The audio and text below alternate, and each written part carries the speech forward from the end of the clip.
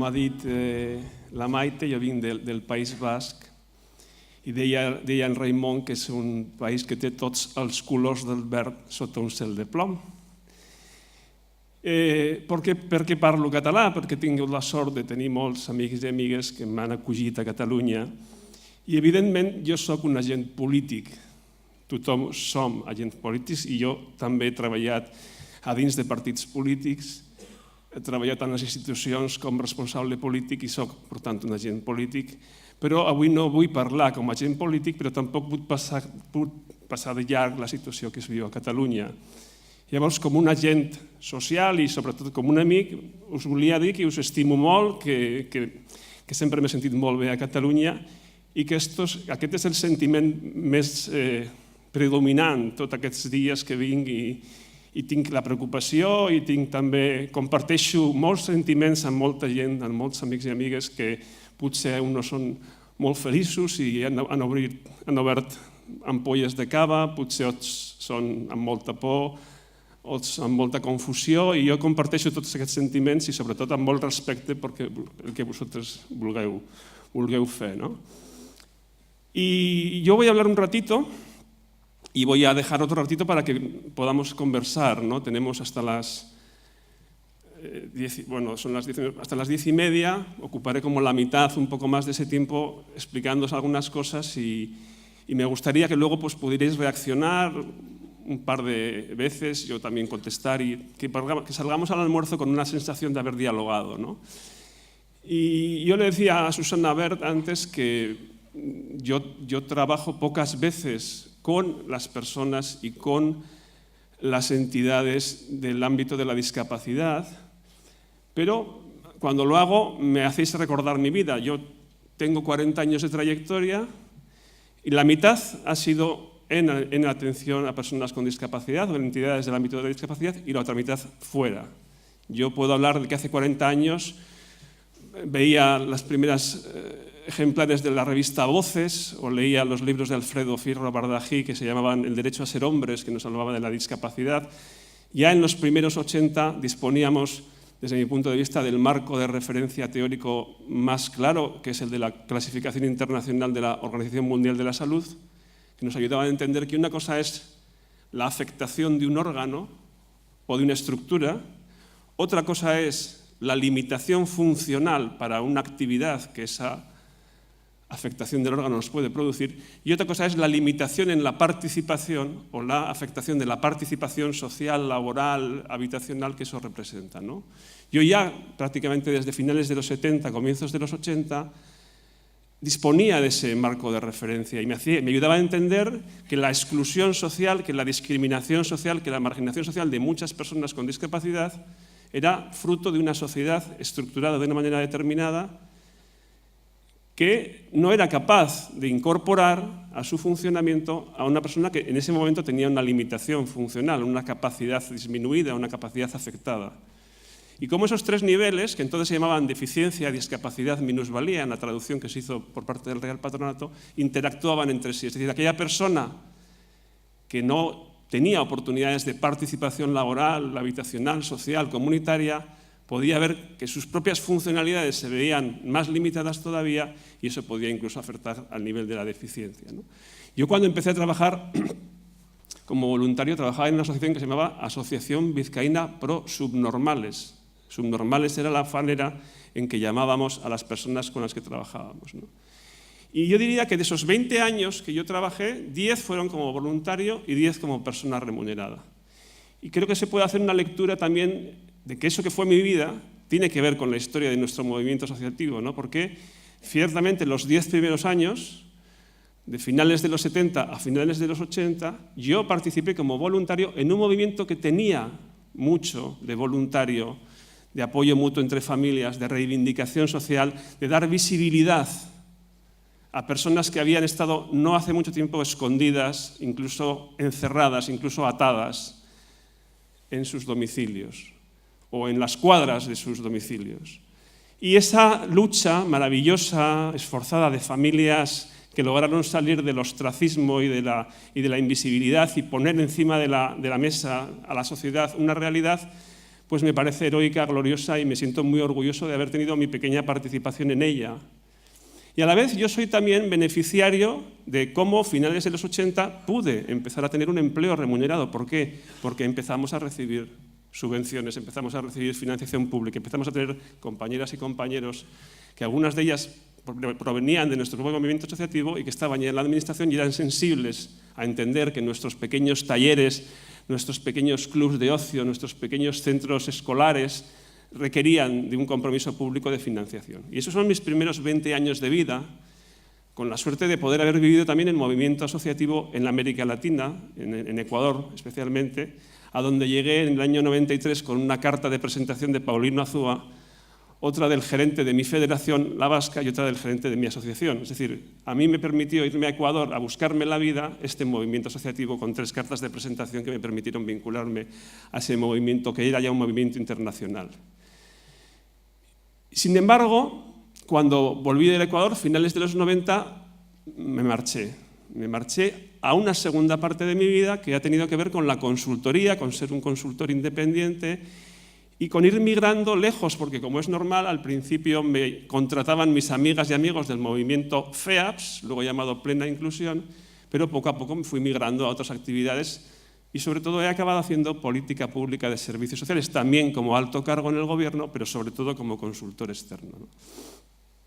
Y también como estudioso del fenómeno de las entidades del tercer sector y del fenómeno de las políticas públicas, ¿no? Y también como persona que también ha ido siendo más crítica y se ha ido también condoliendo de la evolución que iban teniendo las entidades o los movimientos a las que había pertenecido y con las que seguía vinculado y con las que sigo vinculado y por eso estoy aquí. Entonces, yo os quiero contar un poco en 3 pasos el análisis que ahora hago de esa evolución de ese movimiento asociativo en 40 años, el análisis que hago del actual momento y dónde veo yo alguna luz, alguna alternativa, alguna propuesta de futuro, ¿no? Y me gustaría que, como dice Maite, si fuera capaz de que sintierais que lo hago con cariño y también con dolor porque ayer yo cuando estaba en Alba, en Tárrega, me sentía orgulloso de pertenecer a este movimiento, porque veía una entidad, una institución con unas instalaciones muy dignas, de mucha calidad, con un trato muy humano, con una cualificación profesional muy potente, con un nivel brutal de creatividad, de emprendimiento, de romperos la cabeza con una y otra idea, con una y otra iniciativa, con una y otra capacidad de hacer algo bueno para las personas, con una capacidad que habéis tenido, que hemos tenido, de crear cuidados, productos y apoyos para personas que son discriminadas por sus limitaciones funcionales, sean cognitivas, sean físicas o sean sensoriales u otras, ¿no?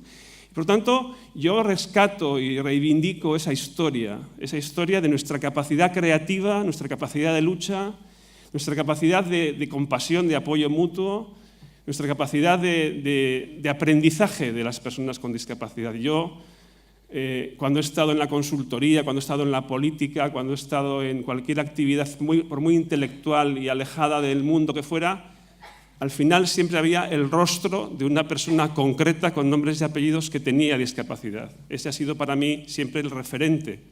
Nunca he perdido, creo, la trazabilidad de saber que aunque tú estés elaborando una ley o un decreto o una orden o un contrato o una licitación o un artículo académico, eso al final tiene que repercutir en la vida y en la suerte y en la capacidad y en la inclusión de una persona concreta, que en mi caso, como digo, como tienen nombres, como tienen apellidos, como algunas de ellas se las han arreglado para seguir siendo mis amigas 40 años después, siento que ese es mi mayor patrimonio y por tanto mi mayor orgullo. Pero a la vez, como digo, a la vez de ese reconocimiento, siento el dolor. Siento el dolor porque nuestras creadoras y creadores, aquellas familias luchadoras que empezaron en los 60, aquellas personas con discapacidad que salieron de las catacumbas y se apropiaron de su propia vida y generaron una capacidad de organización, todo ese movimiento de ayuda mutua, de capital relacional, de bienes comunes, lo hemos vendido un poco por un plato de lentejas, lo hemos entregado a los poderes públicos, a cambio de un capital económico y de un capital simbólico de legitimidad.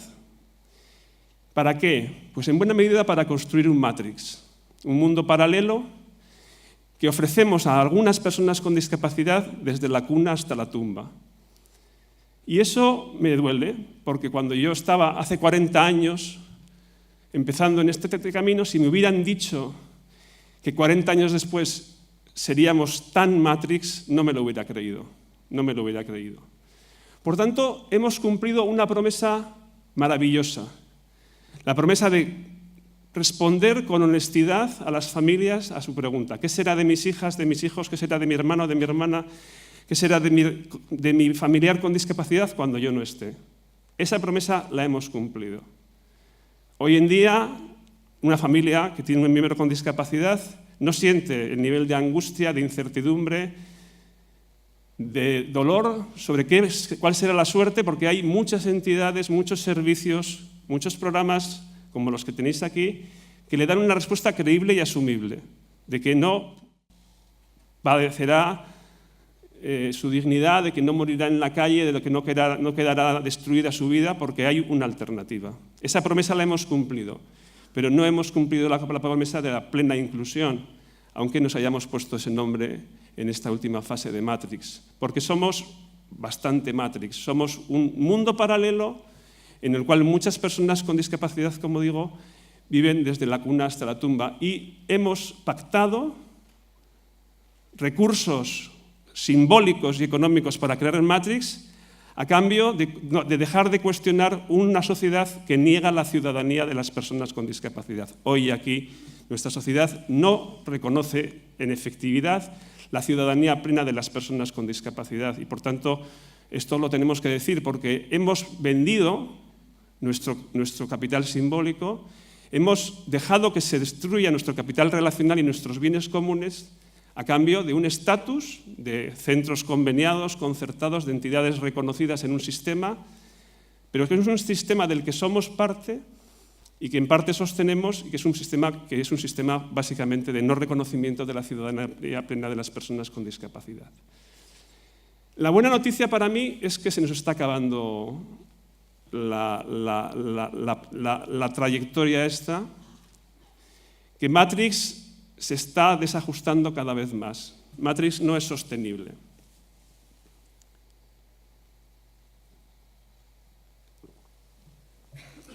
Nuestro Matrix no es sostenible fundamentalmente por 3 razones. Razones de equidad, razones de eficiencia y razones de coherencia. Razones de equidad. Cuando construimos Matrix, la mayoría de las personas que estaban en el mundo real vivían mejor que en Matrix. Se nos permitía hacer empleo especial porque había pleno empleo.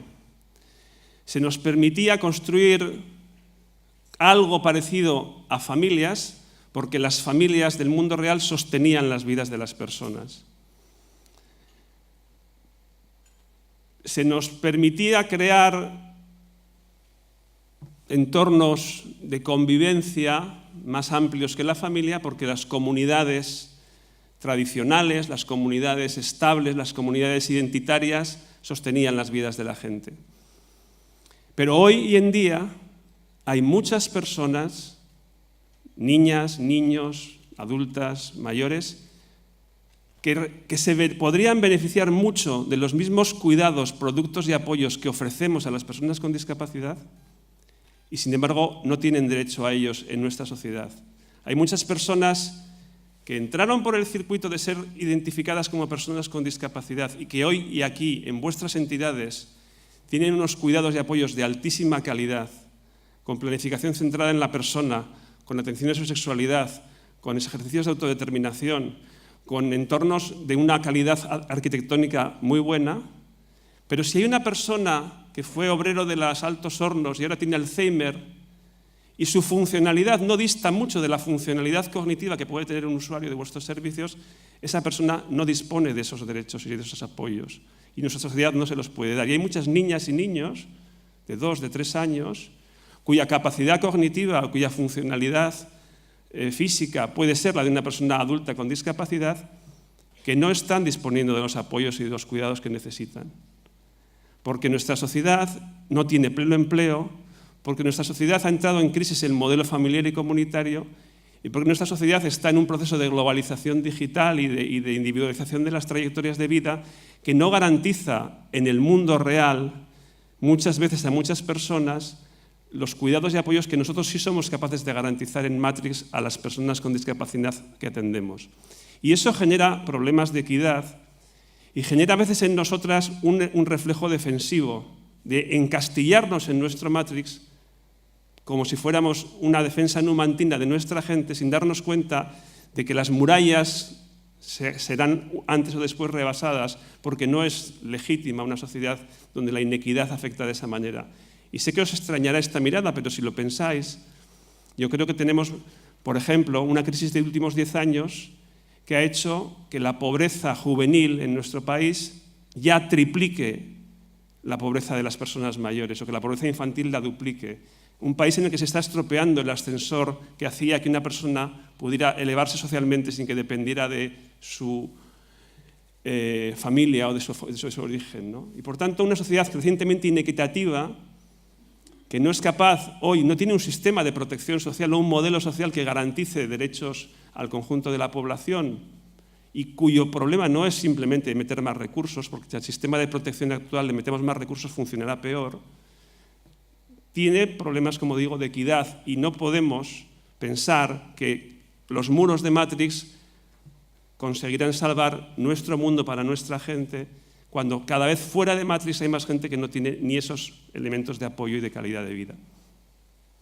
Pero Matrix también tiene problemas de eficiencia, porque cada vez es más difícil dentro de Matrix generar los recursos, los activos, los procesos, los entornos que brinden la calidad de vida que queremos para las personas. Cada vez es más difícil porque fuera de Matrix esos mismos entornos activos, apoyos y recursos son cada vez más escasos.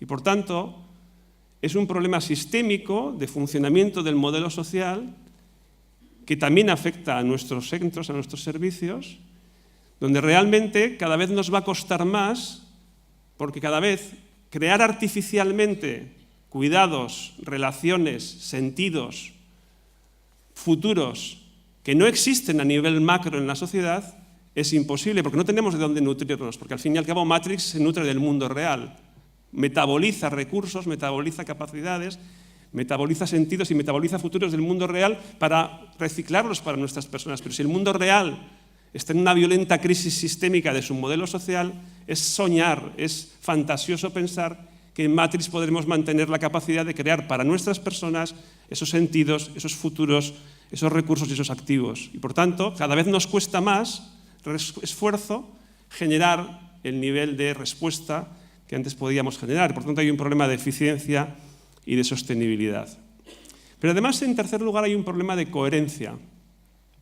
Cuando Matrix se bifurcó, cuando Matrix se creó, lo hizo con la bandera de la plena inclusión.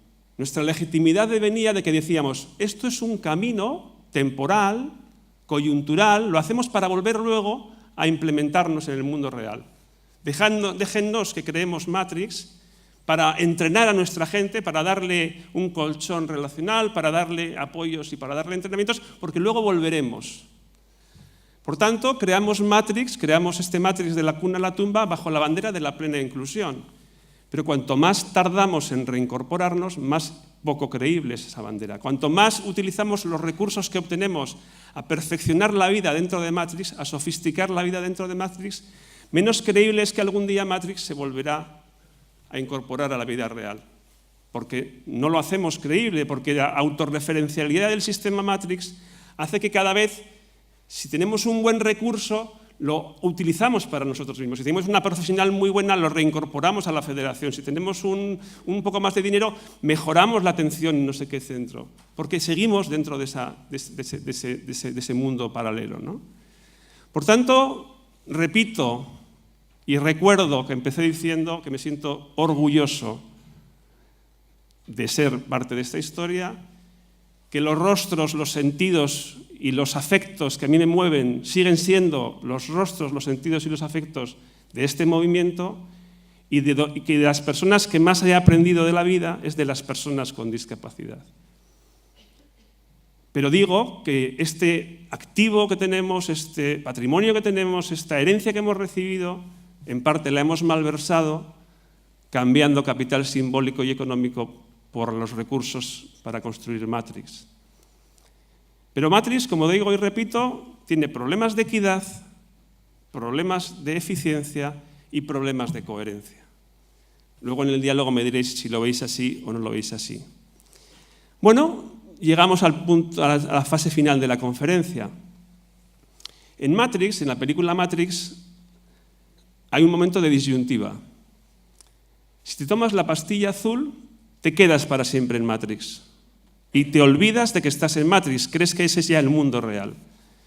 Si te tomas la pastilla roja, vuelves al mundo real.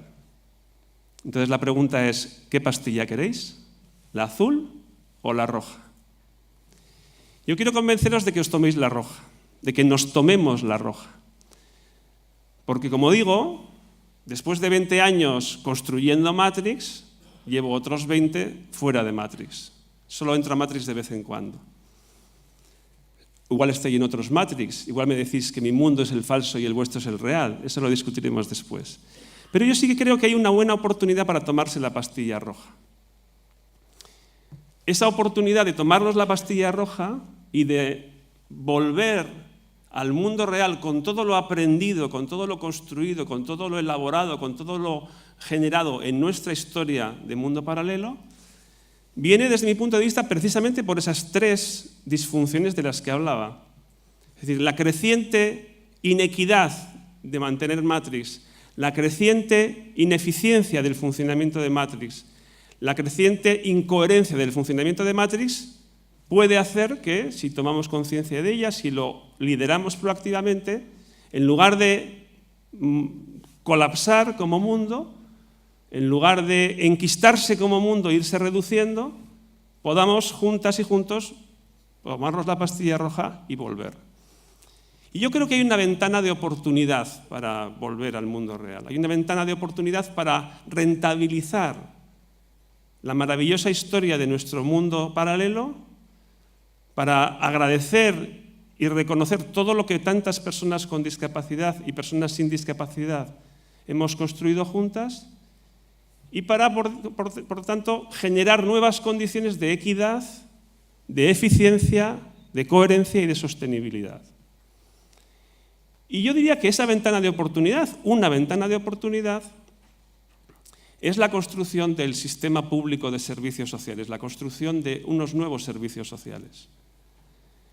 Si os fijáis, los servicios sociales en nuestra legislación, en nuestra comunidad de conocimiento, se configuran como un pilar más del estado de bienestar. Por tanto, estaría la educación, estaría la sanidad, estaría la garantía de ingresos para la subsistencia, estaría la vivienda, estaría el empleo y estarían los servicios sociales. Los servicios sociales, si quieren ser efectivamente universales, si quieren ser un pilar más, obviamente deben dejar atrás muchos rezagos. Por ejemplo, estábamos el otro día en La Noguera y había una persona de la Caixa en la primera fila y yo le decía, compañero, ¿cuánto tiempo nos queda de que funcione el dinero físico? Y dijo, 5 años.